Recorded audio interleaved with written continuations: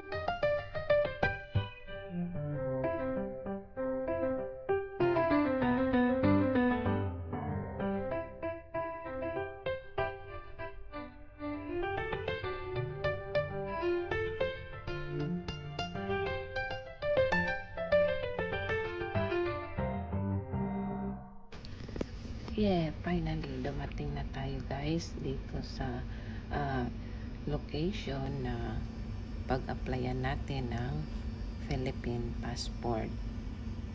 Dito lang yan sa may Hawthorne Suites. Okay, finally nasa loob na tayo ng Hawthorne Suites guys, kung saan tayo magre-renew ng ating Philippine passport. So, kailangan ko daw ipa-Xerox copy yung ating birth certificate na galing sa PSA. Ayan, may bayad $2 ang isang copy. And then, ginagather ko na yung mga documents na ipapasa natin sa kanila. Puro lang itong mga Xerox copy, guys. So, kung hindi kayo nakapagpa-Xerox, meron ditong Xerox copy. Pero mas maigi na yung nakapagpa-Xerox ka talaga ahead of time sa mga documents mo para ready talaga. Anyway, so ito yung mga kailangan nila, yung mga copy ng old at saka new passport mo, driver license, dual citizen, American citizen na mga records mo. Dinala ko na lahat just in case hanapin nila. So, ito na guys, na ready na natin. At syempre, hindi malilimutan yung envelope na may postcard na, meron ng stamp. Importante yan kasi i-return nila yung ating bagong Philippine passport gamit itong envelope na nilagyan na natin ng ating return address, saka mayroon ng stamp pala, stamp. So, make sure i-keep nyo yung tracking para matrack nyo kung saan na yung envelope nyo na may lamang passport. Hello guys, ito dumating na yung ating bagong Philippine passport. So, nag-apply pala ako guys noong March 1. Tapos dumating March 22. So, it's like 3 weeks bago dumating yung ating bagong pasaporte. So, madali lang siya guys. Akala ko nga 2 months eh. Kasi yung sabi sa akin, ang estimated na dating ng passport namin is 2 months. Pero dumating siya agad within 3 weeks. So, ito na yung ating bagong pasaporte guys. Kulay maroon pala siya. Ito yung bagong kulay ng pasaporte natin ngayon. Kulay maroon. Philippine passport. Meron na kasi akong US passport guys. Alam mo naman sa atin, pag bibili tayo ng mga ari-arian sa atin, kahit maliit na lupa lang, kailangan talaga ng Philippine ID. So, itong Philippine passport, this is considered one of a Philippine national ID. Kaya kumuha ako. And then, pag makauwi ako, kukuha na rin ako ng ibang mga ID sa atin na Philippine ID. Like, Pag-ibig ID o kaya SSS, mga ganon. So, ito na guys. I feel excited dahil meron na tayong Philippine passport. Ang bayad ko pala guys sa pag-process nila nitong Philippine passport ko, I think nasa 55 or 60, around like that. So, wala pa siyang 100. So, mura na. Anyway, kung gusto nyo mag-apply ng Philippine passport guys, ilagay ko lang dito yung link at dyan kayo magpa-schedule ng appointment. Meron silang mga different dates, different time, at kung saang location. Kasi minsan pumupunta yung mga Philippine Embassy sa iba-ibang state. Kung yung state na pinuntahan nila isaklaw doon sa area nyo, puntahan nyo agad kasi mas madali siya para hindi ka na pupunta ng Chicago o kaya California, depende kasi kung saan kayo naka-locate. So, yan lang guys. Thank you for watching guys. Till next time. Bye-bye.